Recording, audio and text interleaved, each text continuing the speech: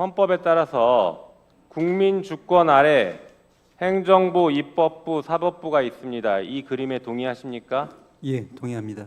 예, 입법부는 법을 만들고 행정부는 그 법을 집행하고 사법부는 법을 해석하는 기관이죠. 예, 이 세 기관은 국민 주권 아래에 있습니다. 국민으로부터 권력을 부여받았습니다. 맞죠? 예, 만약에 입법부가 우리 헌법에는 입법권은 입법부 국회에 있다고 분명히 정하고 있습니다. 그런데 입법부가 법을 만들어요. 지난 5월 1일에 법을 하나 만듭니다. 22대 대통령 선거 후보는 한덕수로 한다. 이런 법을 만듭니다. 이거 위헌입니까? 합헌입니까? 처분적 법률은 위헌적인 성격이 강하다라는 생각을 처분적 가지고 법률도 있지만 그 자체로 국민 주권을 침해하고 있지 않습니까? 대통령의 선출권을 침해하고 있지 않습니까? 있습니다. 그 부분도 포함되어 있습니다. 후보를 다 없애버리고 한덕수만 후보로 한다라는 입법을 하면 위헌이겠죠? 그렇다고 생각합니다. 국회 문 닫아야겠죠, 그런 상황이면. 예, 그런데 5월 1일 날 사법부가 대통령 후보는 한덕수로 한다라는 판결을 한 거예요. 그게 맞으면 위헌적 판결 아닙니까? 사법부 문 닫아야 되는 거 아닙니까? 동의 못 하시겠죠? 그게 한덕수를 후보로 한다라는 그 의미라는 걸 지금 동의 못 하실 겁니다, 아마. 하지만 국민들은 그렇게 이해하고 있어요. 문제는 여기 있는 것입니다. 제가 그 이유를 설명드려 볼게요. 다음 페이지 보세요. 5월 1일 전화번호 합의체 판결은 두 가지 의미가 있어요. 첫 번째는 후보를 교체하려는 의도가 있었고, 두 번째는 실질적으로 민주당의 후보를 못 내게 하는 그런 효과를 내는 것입니다. 한번 볼까요? 자, 4월 24일 날 2차 전원합의체 심리를 했고 표결을 했습니다.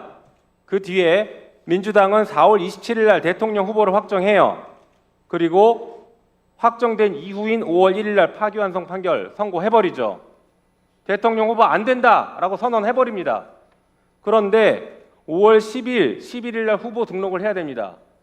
민주당 입장에서는 경선 기간이 12일 걸렸어요. 이것도 엄청 압축했습니다. 왜냐하면 탄핵 직후에 60일 이내에 대통령 선거를 치러야 되기 때문에 12일로 최대한 압축했습니다. 그런데 아까 국민의힘도 계속 얘기합니다. 후보 교체하면 되지 않냐 이런 소리 하고 있는데 그게 지금 내심의 의사였겠죠. 근데 후보 교체도 못하게 만들어요. 보면 5월 1일 날 파기환송하면 5월 10일까지 민주당이 어떻게 후보를 교체합니까? 불가능해요. 경선 자체가 불가능합니다. 그렇죠? 그리고 5월 15일 날 파기환송심 공판기일 잡습니다. 저때 파기환송심에 따라서 이재명 후보의 피선거권을 박탈시키려고 했겠죠.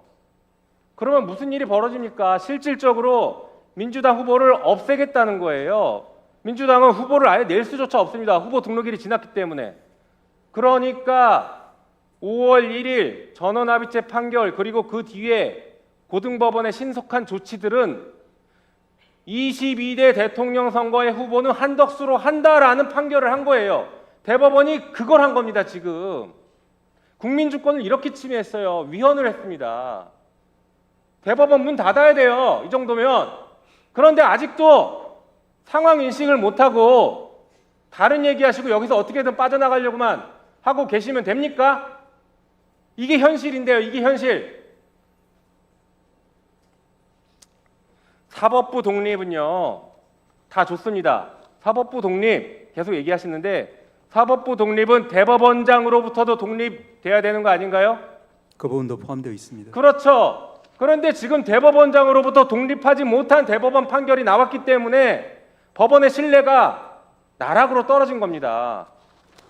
그리고 대통령 후보를 한덕수로 만들겠다라고 선언했다라고 국민들이 평가를 지금도 하고 있고요. 여전히 그 의혹은 단 하나도 해소하지 못하고 있습니다. 대법원이 직접 스스로 해소해야 되는데 그걸 하나도 해소하지 못하고 있어요. 헌법 46조 2항 제가 한번 말씀드려 볼게요. 이렇게 되어 있습니다. 국회의원은 국가 이익을 우선하여 양심에 따라 직무를 행한다. 좋은 얘기입니다.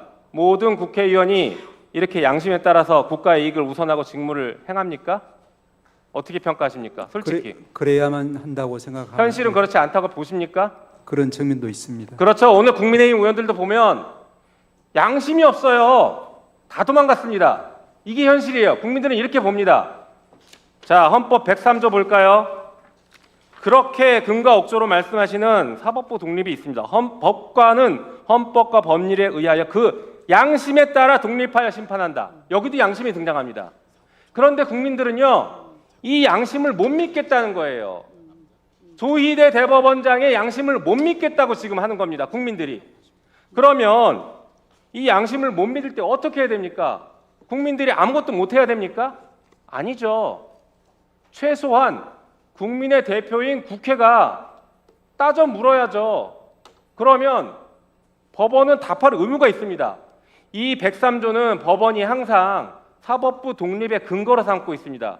하지만 달리 보면요, 사법권을 남용하는 것에 대한 최소한의 안전장치입니다.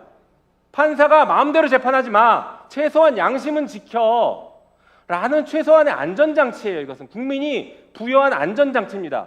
그런데 그 안전장치를 조희대 대법원장이 풀어 헤치고 그냥 직진해버렸습니다. 한덕수를 대통령 만들기 위해서. 이거 가만 지켜봐야 됩니까? 이 답답한 심정에 대해서 국민들이 호소하고 국회는 국민의 대표로서 헌법에 따라서 묻고 있는 걸 헌법 103조에 따라서 묻고 질타하는 것입니다. 이걸 피해가려고 하시면 안 돼요. 그 다음 한번 보실까요? 제가 계속 얘기하죠. 한덕수 프로젝트, 한덕수 대통령 만들기 프로젝트의 조희대 대법원장은 행동대장이었다고 제가 계속 말씀드렸습니다. 저 그림 한번 보죠. 한덕수 대통령 만들기. 네. 1분 넣어드리십시오. 한덕수 대통령 만들기. 다행히 실패했습니다. 정말 국민들이 들고 일어나서 실패했어요. 그런데 한덕수 프로젝트의 또 한 축은 뭐냐면 내란범들 풀어주기입니다. 그 내란범들 풀어주기, 그게 지금 진행되고 있어요. 봐봐요. 오늘도 내란범 풀어줬지 않습니까? 박성재를 어떻게 풀어줄 수 있습니까? 전 국민이 다 봤는데. 이건 제2의 김학의 사건 아닌가요? 전 국민이 CCTV 다 봤는데 법원만 아니라고 합니다. 이건 제2의 김학의 사건이라고 저는 봐요. 그리고 한덕수를 만약에 대통령으로 만들었으면 무슨 일이 벌어졌겠습니까? 저는 반드시 제2차 계엄했다고 봅니다. 왜? 독재를 위해서 1차 계엄했는데 한덕수 다 만들면 다시 2차 계엄해서 독재 완성하고 내란범들 다 풀어주고 자기들만의 세상을 만들겠죠.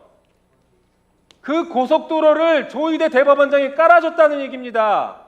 간신히 막았어요. 간신히. 거기에 대해서 어떻게 책임을 안 지고 있습니까? 예, 아까도 말씀드렸지만 12상 비상계엄의 위원이라는 부분에 대해서는 제가 나가서 12월 6일인가요? 그때도 그렇고 그 후에도 여러 차례 입장을 밝힌 바 있습니다.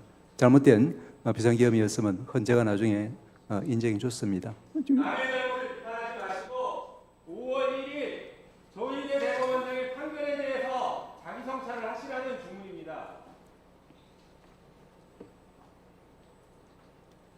예, 주신 말씀 항상 헌법과 법률과 양심에 따른 판결을 할 수 있도록 저희 법관들 다 명심하겠습니다.